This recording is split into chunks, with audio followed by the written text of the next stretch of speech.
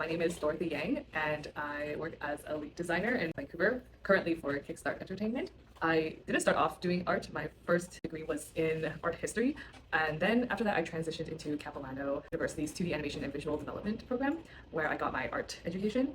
And afterwards I started working. So I've been working for about 6 years at this point. I was really influenced by anime as a child. Like, one of the things that influenced me to get into art was just the desire to bring a lot of the stories I had read in books to like a visual medium, just imagining what they would look like as an animated series or something like that. And obviously later on, as I learned more about art and started doing it myself, I had a lot of influences. Glenn King for animation. Like, I was influenced by a lot of historical artworks as well. And since I have a background in art history, the best project I worked on is Netflix's The Dragon Prince, which is made in Vancouver by an LA studio. Like, the originator was from LA, but the style is very much anime influenced, similar to something like Avatar: The Last Airbender, which is something I was really influenced by as a child as well. And yeah, it was a lot of fun to problem solve, a style that isn't usually done in Vancouver, and bring some of my anime, influences to the show.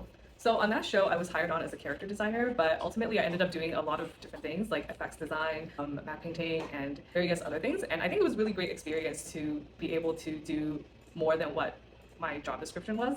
It took about a year to do the design for several seasons actually, and during it was definitely more work relative to other projects in Vancouver because it was such a new pipeline and we had a lot to figure out. But I think on average it would be less work than that. It was really fun. Everyone was so passionate about the story because the writer of the story was actually a writer on Avatar: The Last Airbender. It was just a lot of fun to be able to work on something geared towards an older demographic that had all this like magic and elves and all this fantastical stuff in it. So my daily work routine, it really depends.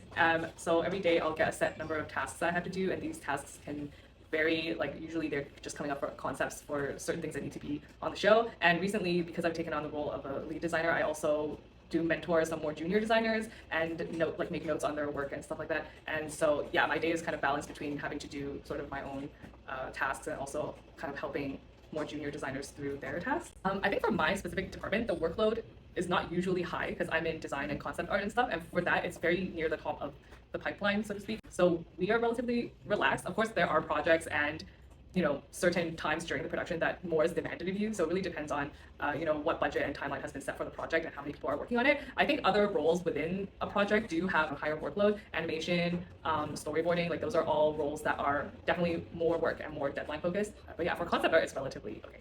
The software I use the most is Photoshop. It's still the industry standard. And I also, to help me design sets and stuff, I sometimes do use Maya. I'm not an expert or anything, but just to block out things. As a concept artist, I think it's useful to combine 3D and 2D software to help you make the most of your skills.